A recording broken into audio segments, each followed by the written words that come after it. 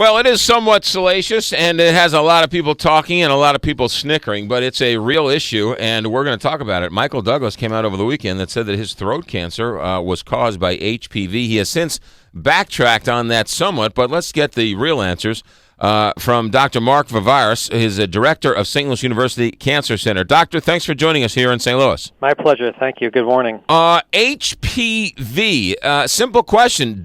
Can it cause throat cancer? Well, there's now little doubt that human papillomavirus can cause some forms of throat cancer, specifically cancer of the tonsil, the base of the tongue, which is the tongue you really can't see very well. And that, I'm assuming, would then be considered a sexually transmitted disease? Yes. So the virus that is transmitted through sexual contact will cause cancer in selected patients, and in selected strains of the virus. Not all HPV viruses cause it, but there are high-risk strains, the ones that cause oropharyngeal cancer, as well as cervical cancer and penile and vulvar cancer. Unlike other sexually transmitted diseases, does this HPV show up immediately, or does it take years? No, that's a great question. So, the majority of people that get infected with HPV, and by the way, this virus is everywhere, clear the virus. For those patients that become infected with the high-risk strains that then go on to develop a cancer, it may take decades. This new shot that we've heard so much about, this vaccine, how does that play into this? So that absolutely will play a big role. So Gardasil is the vaccine that is given now to help prevent cervical cancer, and it covers the high-risk strains of human papillomavirus that causes cervical and oropharyngeal cancer.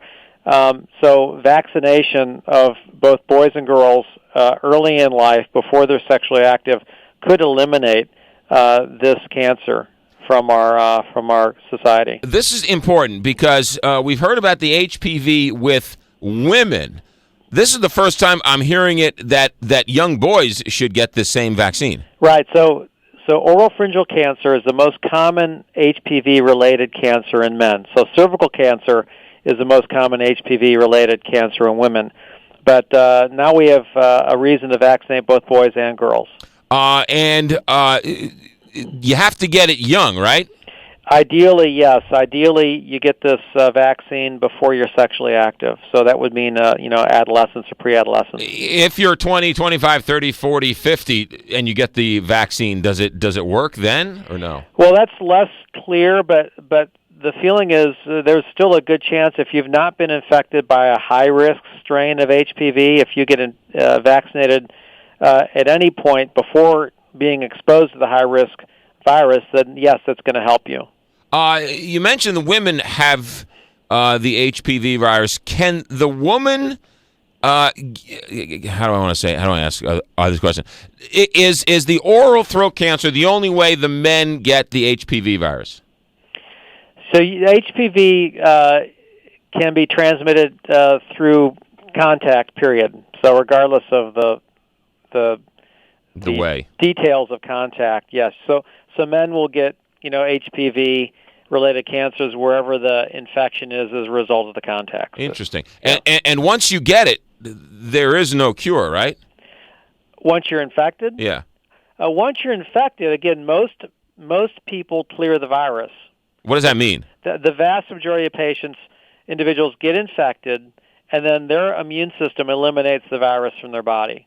Oh. It's only those patients that get infected and the virus manages to get into their DNA and then begin the cancer creating process that develop a cancer. It's the minority of patients who get infected. This virus, is everywhere, and if you're sexually active, more than likely you've contacted and maybe even had an infection with this virus that you've cleared. Oh, so people might have been infected and have cleared it, as you say, and without even knowing it. Correct. Interesting. How do you get the? It's a shot, right?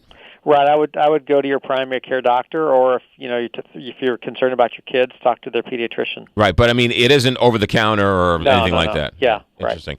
Right. Interesting, Doctor. Has your phone been ringing off the hook since this Michael Douglas story came out? There's been a little bit of talk about it for sure. Yeah. A lot of people make a lot of snide jokes and funny comments, but things like this and the Angelina Jolie story of a few weeks ago, that probably sheds a lot of light and a lot of information and a lot of good information people didn't have. There's no doubt that that the positive spin on this story is going to be raising visibility for this cancer, which is preventable and which causes tremendous pain and suffering for those patients that develop it. Yeah. So we had a patient a few years ago that actually heard Michael Douglas interviewed on Oprah, who then came into our office saying, gee, I've got the same symptoms Michael Douglas described, and turned out she had a tongue cancer. So there's an example of, Douglas's story actually saving a life. Yeah, he had stage 4 throat cancer, and he seems to be saying that he's now